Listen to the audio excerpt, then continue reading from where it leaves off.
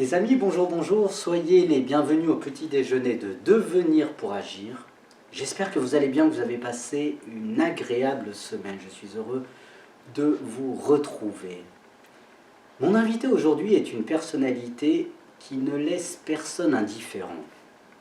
Animé par sa passion, il ne cesse d'oser franchir les étapes les unes après les autres pour atteindre ses objectifs. Alliant l'élégance, la beauté et le charme, il apparaît dans le milieu de la mode et de la publicité. En 2019, il participe à une campagne publicitaire pour Hazard.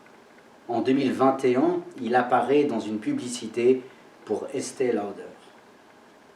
Formé au Cours Florent, mon invité est un acteur que vous avez vu jouer au cinéma et à la télévision. En 2018, il fait partie de la 6e saison de la série Cut.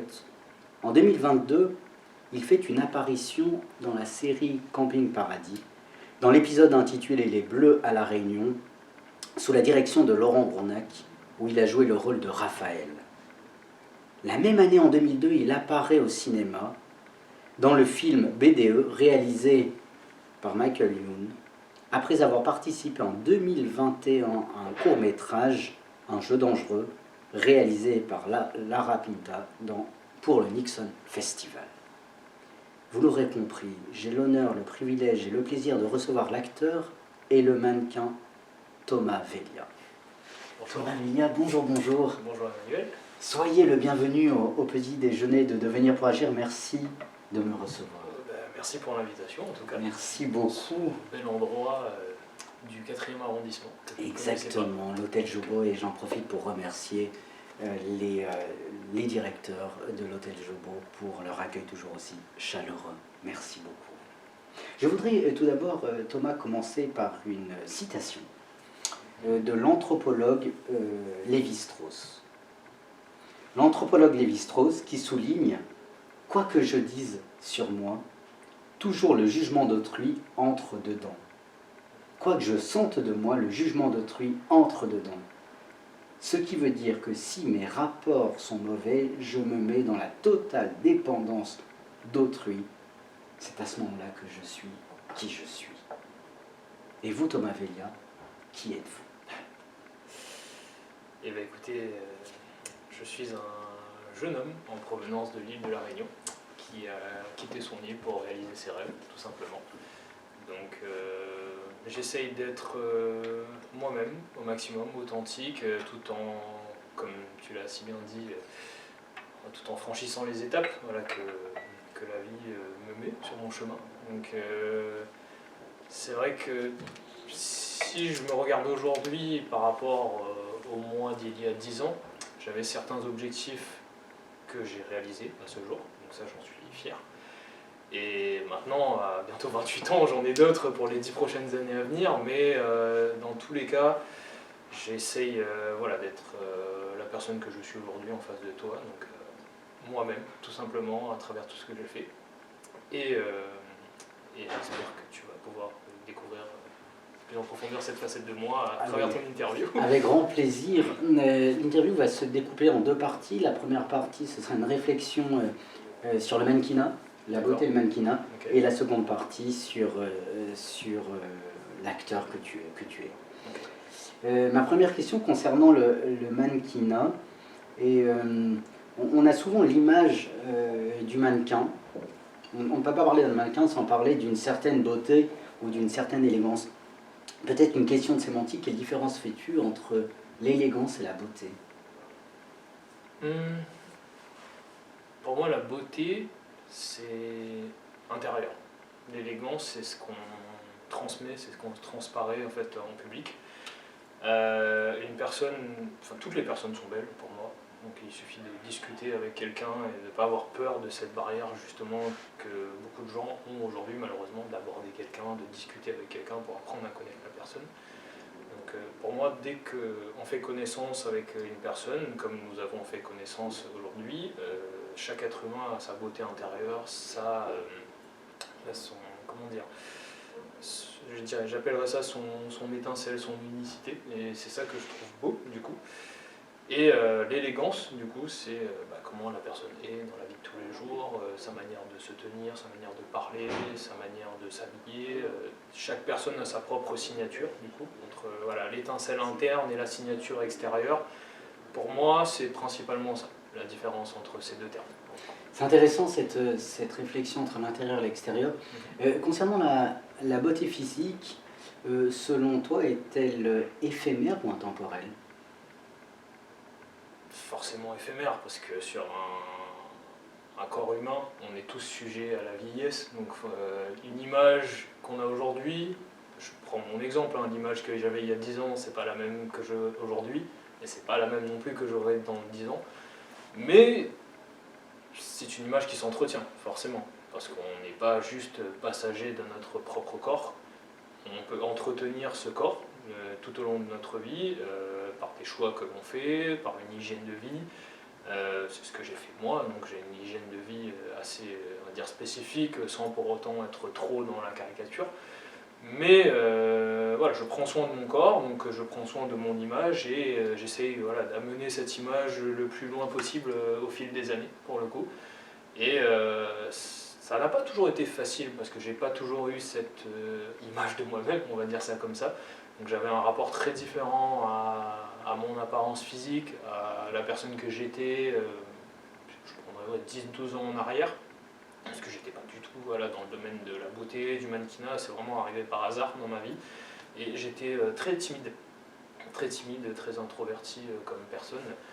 Et justement, au fur et à mesure des années, des expériences que j'ai eues, le fait d'avoir mis un pied dans le monde de la mode, ça m'a ouvert voilà, d'autres facettes de la vie, d'autres visions des choses, parce que forcément, étant adolescent, jeune adulte, on n'a pas forcément une vision précise voilà, de la vie en elle-même, on n'a pas assez de recul par rapport aux expériences qu'on a vécues, qu'elles soient bonnes ou mauvaises forcément. D'ailleurs, toutes ces expériences voilà, nous construisent en tant que personne, hein, encore aujourd'hui. Et j'ai dû apprendre voilà, au fur et à mesure des années à grandir avec cette image, à la faire mûrir en moi, à la faire évoluer de par voilà, des croyances ou non, des domaines vers lesquels je me suis intéressé, qui m'ont fait grandir intérieurement. Voilà, donc, pour revenir un peu sur la question précédente, qui ont nourri ma beauté intérieure, on va dire ça comme ça. Et voilà, de par ces expériences, j'ai appris voilà, à me donner, on va dire, cette élégance extérieure, du coup. Et je nourris ça de jour en jour. C'est pas quelque chose d'acquis, c'est pas quelque chose d'inné. Peut-être que ça l'est pour certaines personnes, mais pour beaucoup de personnes, dont moi y compris, c'est quelque chose que j'ai appris au cours de ces 10-12 dernières années et que je continue à apprendre, à approfondir de jour en jour, tout simplement. Et peut-être une question toute simple, mais quelle définition donnes-tu du mannequin? Être mannequin, c'est quoi? Alors, il y aurait plusieurs définitions de ce mot-là. Quand on dit mannequin, forcément, on a tous en tête l'image voilà, du top modèle, le superstar qui fait la couverture de tous les magazines, qui défile pour les plus grandes marques. Ça peut être ça, effectivement. Ça existe, ces personnes-là, du coup, qui sont nées, qui ont été voilà, déjà dans la beauté dès leur plus jeune âge et qui ont cultivé, on va dire, cette apparence physique.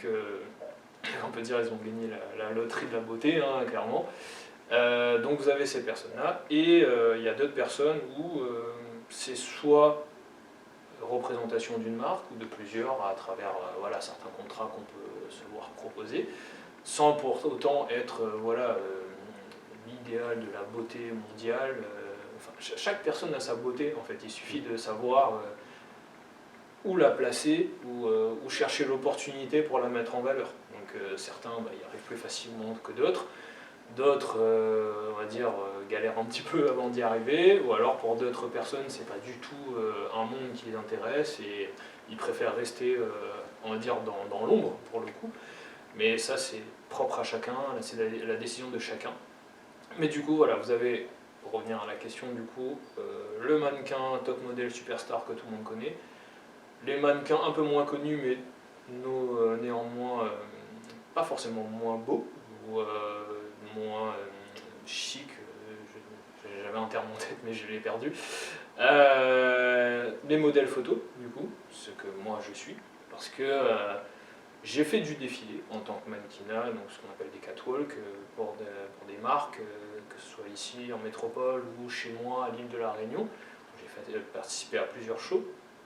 Mais par exemple, si vous voyez en couverture de magazine où vous regardez tous les défilés de mannequinat, c'est beaucoup des personnes qui font 1m90 minimum, qui sont très grandes, très filiformes et tout. Je suis pas comme ça, pour le coup. Moi, je fais 1m81, pour le coup. J'ai une corpulence assez athlétique parce que je m'entretiens, je fais beaucoup de sport. Mais du coup, je ne rentre pas dans cette catégorie-là de mannequin. Du coup, mannequin, top modèle, superstar. Donc, c'est pour ça que je n'ai pas poursuivi dans cette voie-là, dans ce milieu du mannequinat, parce que dans tous les cas, les portes elles auraient été fermées pour moi. Donc c'est pas un échec, c'est juste la réalité de la vie. Vous n'en faites plus maintenant? J'en fais toujours, mais un petit peu moins parce que forcément je me suis concentré sur mon activité d'acteur qui pour moi est un peu plus compliqué parce que le milieu est, on va dire, un peu plus fermé, un peu plus compliqué. Alors je ne dis pas que le milieu du mannequinat est très ouvert non plus, il faut savoir y aller, il faut, comme je l'ai dit, créer l'opportunité, chercher les chances, chercher chaque contrat, enfin, il faut y aller, il ne faut pas avoir peur. Et dans le cinéma, c'est un peu pareil pour le coup, mais c'est vrai qu'à faire un choix, je me suis plus axé vers le cinéma pour l'instant, tout en gardant ce côté modèle photo, mannequinat que j'ai toujours fait de ma vie et que je pense continuer à faire un petit peu dans les années à venir. Votre réflexion me fait penser à une autre question. Thomas Vellia, tout à l'heure, vous utilisiez l'expression « cultiver son image ».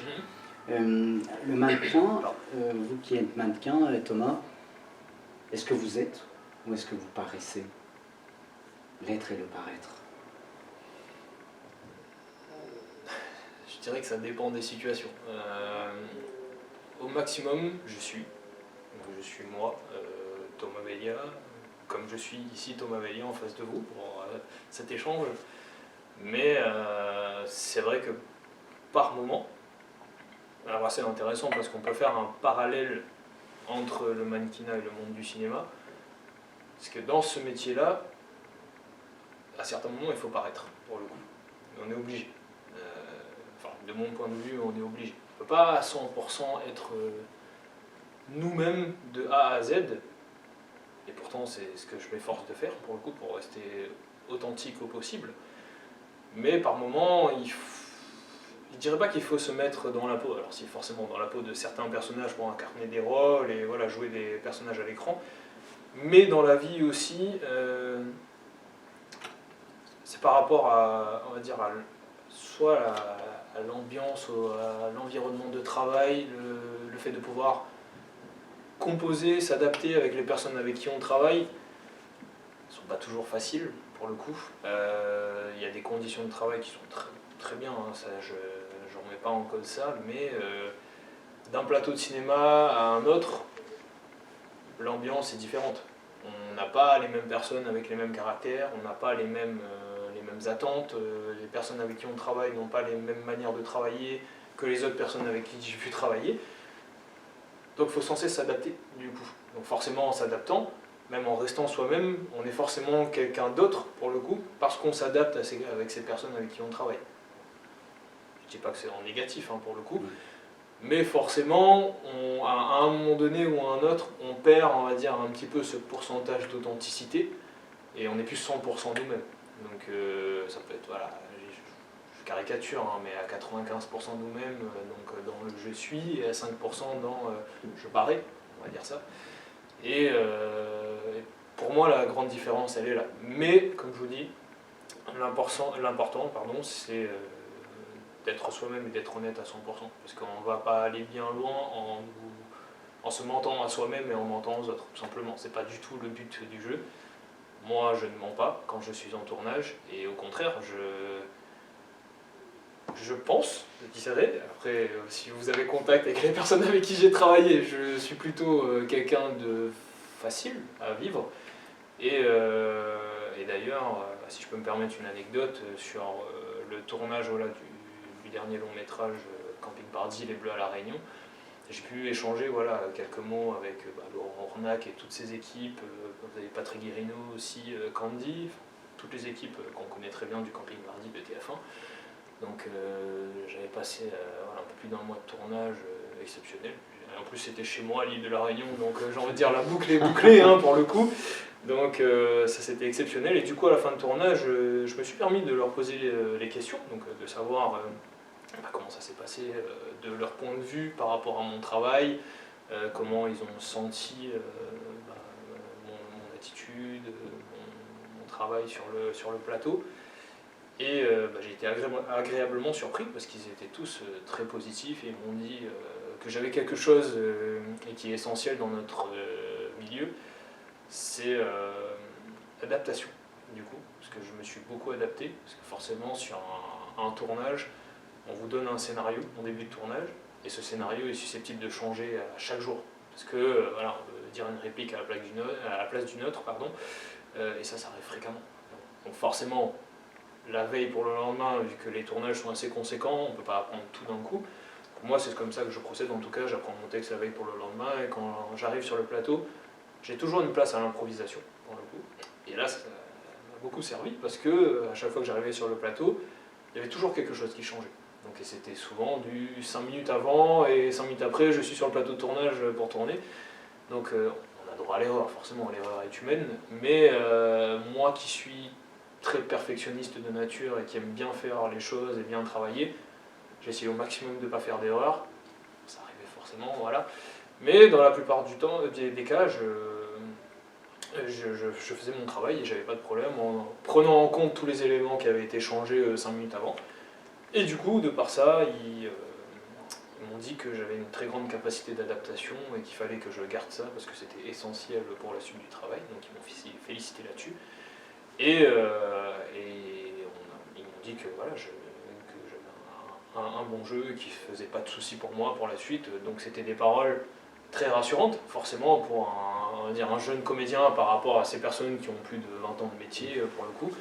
Donc non, ça m'a fait très plaisir, ça m'a fait très chaud au cœur, et je me suis dit, ok, donc je ne me suis pas trompé de voix, parce que vous avez aussi forcément... je ne sais pas si c'est le cas pour beaucoup de mes confrères là, qui regardent cette interview, mais en tant que jeune comédien, ça peut arriver par moments d'avoir, on va dire, le syndrome de l'imposture. Je suis là, je fais mon travail, je suis heureux de faire mon travail, mais pourquoi moi? Pourquoi moi et pas un autre? Alors je sais pourquoi moi, parce que forcément j'ai passé les auditions, j'ai été validé pour ce rôle et tout, mais c'est tellement extraordinaire comme milieu, enfin moi en tout cas je le trouve extraordinaire, c'est pour ça que j'ai choisi cette voie-là, que quand vous êtes sur votre lieu de travail, en train d'exercer le métier que vous avez choisi, pour moi, parfois, ça semble un peu irréel. Je me dis, ok, je suis là, mais c'est exceptionnel, j'adore être là. Mais pourquoi je suis là, moi, et pas un autre? C'est un peu cette réflexion que j'ai à chaque fois, et encore aujourd'hui. Alors, forcément, avec l'expérience et l'habitude, j'ai confiance en mon travail, je sais pourquoi je fais ce que je fais.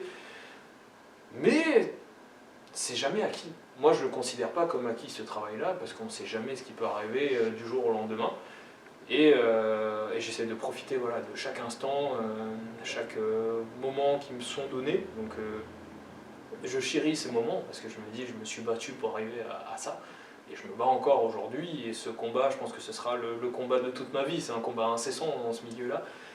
Donc voilà, je chéris chaque moment et en me disant, bon, je ne sais pas ce qui peut arriver demain, mais au moins j'ai profité à 100% de cet instant-là et j'ai pris tout ce que j'avais à prendre, et en espérant que je puisse en vivre d'autres pour le coup. C'est ce que je vous souhaite, Thomas. Quand vous jouez un personnage, vous interprétez un personnage, et à la fois, comme vous avez dit, vous vous adaptez à lui. Dans cette adaptation, dans cette interprétation, Thomas Vellia, cette interprétation, cette adaptation, est-elle une quête de sens ou une création de sens? Bonne question, ça. Quête de sens ou création de sens? Je dirais un peu des deux. Création de sens, dans le sens où je crée le personnage qui est sur papier, pour le coup. Et quête de sens pour moi-même, parce qu'à travers ce personnage, il y a toujours une part de moi-même quand j'interprète quelqu'un. Et c'est d'ailleurs ce qu'on nous apprend aussi en école d'acteur, c'est que dans chaque personnage qu'on interprète, chaque rôle qu'on va voilà, jouer pour le montrer à tous les téléspectateurs, aux spectateurs. Il y a toujours une part de vérité, une vérité intérieure, une vérité de nous-mêmes. Et c'est un mélange entre réalité et création, justement. Donc il faut savoir faire ce mélange, je dirais, subtilement ou non. Ça dépend de la personne que vous êtes, de l'interprétation, de l'adaptation que vous avez envie de donner. Mais pour pouvoir donner vie à ce personnage-là, il faut lui créer un univers. Bon, même si l'univers, on va dire, il est déjà créé à travers le scénario, mais il faut donner vie à cet univers. Et ça ne vient pas de nulle part, ça vient de notre interprétation, de notre imagination. Et de par cela, quand moi j'interprète un personnage, je lui crée du sens. Parce que forcément, s'il est là à un point nommé dans le film, du coup, qu'on tourne, donc c'est parce qu'avant il s'est passé des événements. Ça, vous voyez, alors ça dépend des réalisateurs et des scénarios qu'on vous donne, enfin des personnes avec qui on travaille tout simplement. Quand on vous donne un script, donc vous avez une trame à suivre, vous avez un personnage, un décor qui est planté et une histoire à suivre. Mais pour avoir cette histoire-là, il faut imaginer tout autour. Vous avez un personnage qui est à cet instant précis, je vous dis une bêtise, j'invente, il est avec sa famille, un mariage, très heureux événement, du coup, c'est quelqu'un de sa famille qui se marie, mais lui, il n'est pas heureux. Mais dans le scénario, c'est pas écrit pourquoi il n'est pas heureux. Ou alors c'est écrit, mais on le sait qu'à la fin du film. Mais pour pouvoir interpréter, on va dire, cette émotion de je ne suis pas heureux à ce moment précis-là, ça peut être amené de différentes manières. Parce que, alors je vais vous donner un petit, peut-être que je m'égare un peu, par exemple, vous prenez un scénario, on ne tourne jamais un scénario, très rare, hein, on ne tourne jamais un scénario du début à la fin dans l'ordre où il est écrit. Tenez par exemple dans le film, justement, je reprends Les Bleus à la Réunion, là, de Camping Paradis, les premières scènes du scénario, je les ai tournées à la fin, pour le coup. Et la fin du scénario, je l'ai tournée au début.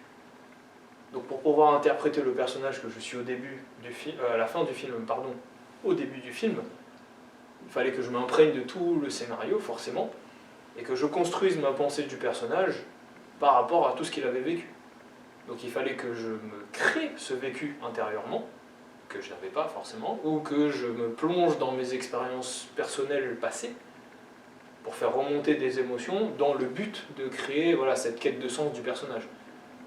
Donc, justement, alors c'est très bien que j'ai pris cet exemple-là, parce que là, ça répond à votre question. Du coup, quête de sens donc, de moi-même, donc je reprends mes émotions, je reprends les événements qui me sont arrivés dans la vie, pour me donner du sens à ce personnage que j'interprète, et en donnant du sens à ce personnage-là, je crée son sens propre à lui-même, du coup, en me basant sur moi-même.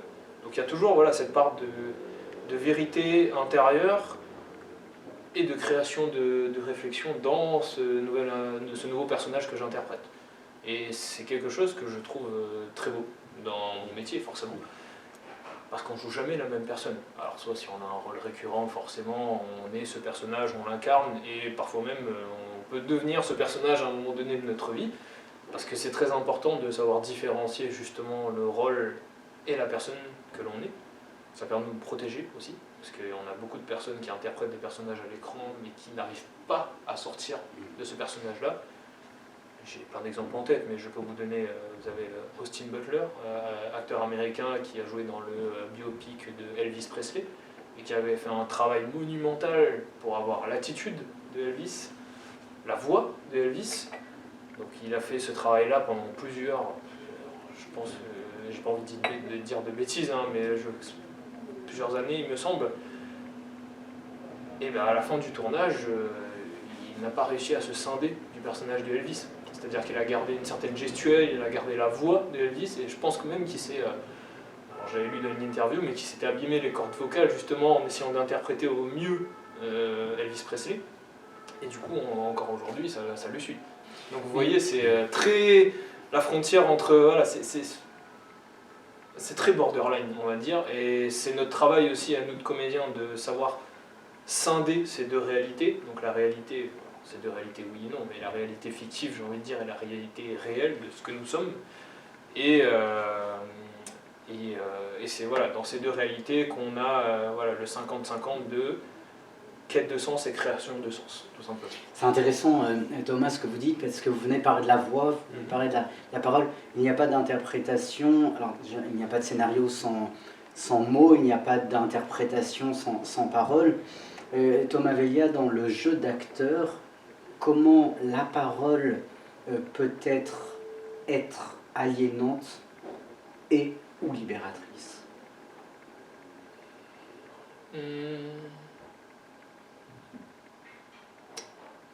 Libératrice dans le sens où derrière notre personnage, derrière l'interprétation qu'on peut en avoir, alors tout dépend du contexte évidemment, hein, mais on peut se permettre de dire des choses qu'on n'aurait pas le droit de dire dans la vie de tous les jours, pour le coup. Et justement, c'est un peu cette carapace, cette protection de dire « Ah bah, je suis en interprétation, je ne suis pas moi-même ». Donc je peux dire des choses justement pour transmettre un message, justement, à la vie réelle, donc aux téléspectateurs, aux personnes qui nous regardent depuis un cinéma, depuis leur télévision, chez eux. On peut transmettre des messages. Et c'est aussi le but de notre métier, pour le coup, de faire passer des messages, alors forcément dans le but d'améliorer le monde, que ce soit sur n'importe quel plan, hein, mais il y en a beaucoup aujourd'hui qui utilisent voilà, notre métier pour faire passer aussi bien des messages politiques, des messages pour l'environnement, pour la préservation de la planète, enfin plein de sujets, mais on ne va pas rentrer là-dedans parce qu'on ne va pas s'en sortir. Mais ce côté parole, ouais, parole libératrice, c'est très important. Genre surtout à une époque où je trouve, je pense ne pas être le seul à le penser, mais à une époque où la parole, la liberté de parole se perd, j'ai l'impression. On n'est plus autorisé à parler de beaucoup de choses, ou alors si on en parle, on se prend les foudres d'un parti ou de l'autre, enfin, ça devient très compliqué de nos jours, pour faire simple, de parler à cœur ouvert et de parler de manière libérée, sans être blacklisté, sans être pris pour cible. Et c'est dommage, c'est très dommage. Parce que moi je suis né dans les années 90, en 96 pour être précis, et même si j'étais enfant, alors peut-être pas en 96, hein, j'exagère, mais en 99, en 2000, j'avais déjà 3-4 ans, donc forcément il y avait la télé, on avait les émissions de l'époque, hein, si je reprends, je sais pas si j'ai le droit de citer, hein, mais les grandes années de Canal+, pour le coup, avec toutes ces duos, trios iconiques qu'on avait à la télé, je pense notamment voilà, à Antoine Decaune, José Garcia, qui faisaient les pitres voilà, sur les plateaux de télé. On ne voit plus ça aujourd'hui, malheureusement. Mais ça, pour moi, c'était... Même en tant qu'enfant, aujourd'hui, voilà, je fais une rétrospective sur ce qu'on vit aujourd'hui, et c'est ce que j'ai pu voir voilà, sur les émissions de télé. Donc, alors, pour citer voilà, les enfants de la télé à l'époque, avec Arthur en présentateur, c'était exceptionnel ces émissions-là, avec une brochette d'invités, avec une liberté totale. Ils faisaient fou à la télé, ils pouvaient dire presque ce qu'ils voulaient, on ne va pas exagérer non plus, mais c'était une époque où on ne se souciait pas, on va dire, de tous ces problèmes qu'on a aujourd'hui, pour le coup. Et du coup, les personnes, enfin de mon point de vue, hein, avaient une plus haute liberté, une plus haute réalité des choses, et réalité qui est bridée aujourd'hui, et qui ou alors qui est punie malheureusement. Juste le fait d'avoir un état d'esprit ou une pensée différente du courant actuel de la société, et ben ça vous met dans une case où ça vous stigmatise pour le coup, et je trouve ça très dommage. C'est clairement une perte de liberté à mon point de vue. Donc ne me faites pas de mal, hein.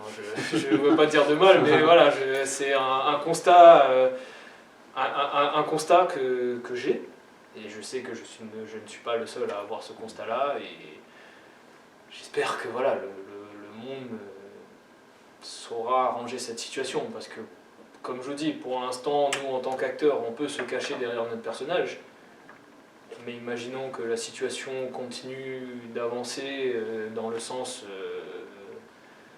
dans le mauvais sens malheureusement, et si on en vient à être blâmé pour les personnages qu'on interprète à l'écran, Et je vous dis ça, mais je pense qu'il y a déjà eu quelques polémiques sur certains films dont j'ai plus les noms en tête, mais voilà, des comédiens qui ont interprété des personnages et qui ont été critiqués par la presse et par les critiques de cinéma et même par le public.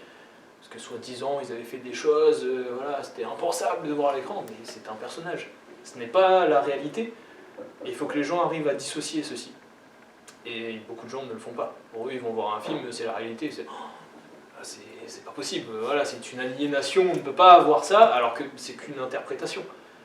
Voilà, Ah si, alors j'ai un exemple en tête, je sais pas si vous avez pu voir, très compliqué à voir, mais l'histoire de Jeffrey Dahmer, qui a été interprété par Evan Peters, donc c'était la série sur Netflix pour le coup, forcément, personnage atroce à interpréter, donc je sais que le comédien Evan Peters en a souffert après le tournage. J'espère qu'il va mieux aujourd'hui, mais je pense qu'il a encore quelques séquelles de ce personnage. Mais cette série que moi j'ai regardée et que j'ai trouvée exceptionnelle dans l'interprétation, dans le jeu d'acteur forcément, et dans l'histoire, c'est vrai que moi en tant que comédien, quand j'imagine le travail qui a été fait par Evan Peters pour interpréter, clairement cet homme abominable, il faut dire ce qu'il est, enfin de par ses actes, je peux comprendre que ça peut choquer certaines personnes, mais de là pas blacklister, parce qu'il n'est pas blacklisté heureusement, mais à vouloir du mal de cette personne-là, à dire du mal de lui, à dire que c'est une honte, que voilà, on n'aurait jamais dû interpréter ça, et que lui s'en prenne, on va dire, excusez-moi du terme, mais plein la tronche à cause de ce qu'il a interprété, ça je trouve ça pas bien. Parce que lui, c'est son travail justement de donner vie, de redonner vie du coup, parce que c'est un personnage qui a existé malheureusement, mais redonner vie à cet homme-là, au travers de son art, et de montrer ce qui a été fait à travers d'une fiction, mais un peu tiré du réel. Que ça choque, ok, je l'entends. Mais de là à poursuivre et à mélanger le réel et la fiction, et de faire du mal, on va dire, pas physiquement, mais dans la vraie vie, à l'interprète de ce personnage-là. Je parle de lui comme exemple, mais il y en a plein qui ont été victimes de ça, je trouve ça très dommage. Parce que voilà, c'est encore une fois briser la barrière entre l'art et la personne, tout simplement. Thomas, je vous écouterai des heures, vous êtes passionné, vous êtes passionnant, oui. Et malheureusement l'interview s'achève. Ah oui, d'ailleurs, c'est passé vite. Oui, l'interview s'achève. Une toute dernière question. Thomas Vellia, êtes-vous heureux? Très bonne question.